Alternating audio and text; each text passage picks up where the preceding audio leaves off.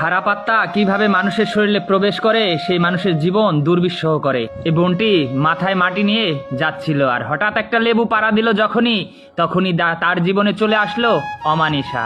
আর স্বামী এদিকে রেডি হচ্ছে, কই গো শুনছো? আর স্ত্রী সেই অপূর্ব টানে ভেসে যাচ্ছে, যেন পৃথিবীতে ঝড় উঠেছে। আরে কি হয়েছে তোমার? তখনই বললো, কই কি হয়েছে? না এই যে ডাকছি তোমাকে, কোনো কথাই বলছো না, কেমন যেন অন্যমনস্ক। ও আচ্ছা ঠিক আছে, আমি আসতেছি, আমার যেন কেমন লাগছে। আচ্ছা তুমি যাও, আমি আসতেছি। এই বলে স্বামীকে বলল। স্বামী কিছুক্ষণ থম ধরে রইল, কি ব্যাপার, আমার স্ত্রী তো কখনো এইরকম করে না, তাহলে কি এমন হইলো যে এমন করলো? এই নাও, এটা নিয়ে তুমি যাও। তখন ব্যাগ নিয়ে আসলো। আর স্বামী তারপরেও মনের সন্দেহ দূর হচ্ছে না। আচ্ছা তুমি সাবধানে থেকো। বোর মুখটা যেন কেমন হয়ে গেছে।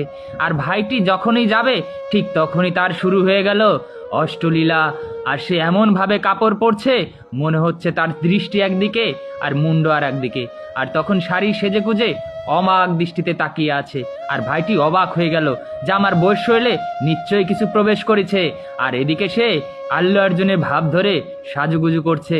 তখন তান্ত্রিক সাধুর শরণাপন্ন হলো তার স্বামী, যে আমার স্ত্রীকে যে করে হোক সুস্থ করতে হবে। বাবা বাবা, আমার স্ত্রীর লক্ষণ ভালো না, আমার স্ত্রী যেন কেমন করছে, কিছু যেন আসর করেছে, কোনো একটা মুক্তির উপায় বলেন। আরে বৎস, আমি বুঝতে পেরেছি। আচ্ছা তোকে আমি একটা মন্ত্রভূত লেবু দিচ্ছি, যে লেবুটা নিয়ে তুই কেটে তাকে পান করিয়ে দিবি, আর তাহলে তার অশরীরিক আত্মা দূর হয়ে যাবে। সত্যি বাবা, আমাকে অনেক বড় উপকার করলেন, আর যদি এতে কাজ না হয় তো কি করব? আপনিই চলেন, আমি বুঝতে পারতেছি না। তখন তান্ত্রিক চলল তার বাড়িতে যজ্ঞ করতে। আর যখনই যজ্ঞ শুরু করলো আর অশরীরী আত্মা তাকে লণ্ডভণ্ড করা শুরু করে দিল। আর সে স্থির থাকতে পারলো না, চলে আসলো স্বামী আর সেই মন্ত্র সাধুর ঘরে, যেখানে তারা যজ্ঞ করতেছে। আর যজ্ঞ করা অনুষ্ঠান সময় যখন এসে হাজির হলো, দেখলো তাকে তাড়ানোর ব্যবস্থা করতেছে।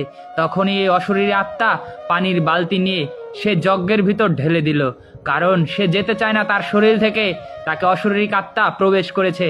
তখন এই তান্ত্রিক সাধু বুঝতে পারলো তাকে সহসায় একে ছেড়ে যাবে না। তখন সেই মন্ত্রভূত লেবু তাকে বলি দিল, এবং তারপরই তার শরীর কেমন যেন করতে লাগলো। আর দৌড়ে গিয়ে তাকে ধরলো, এই নে, এই রসটা ওকে খাইয়ে দে, আর জীবনে ওর শরীরে প্রবেশ করবে না। তখন সেই লেবুর রসটাই তার মুখে দিল। আর তখনই অশরীরিক আত্মা তাকে ছেড়ে চলে গেল। একটা অশরীরিক আত্মা এভাবেই মানুষের শরীরে প্রবেশ করে। ভিডিওটা এতটুকু ভালো লেগে থাকলে বেশি বেশি শেয়ার করে দিবেন।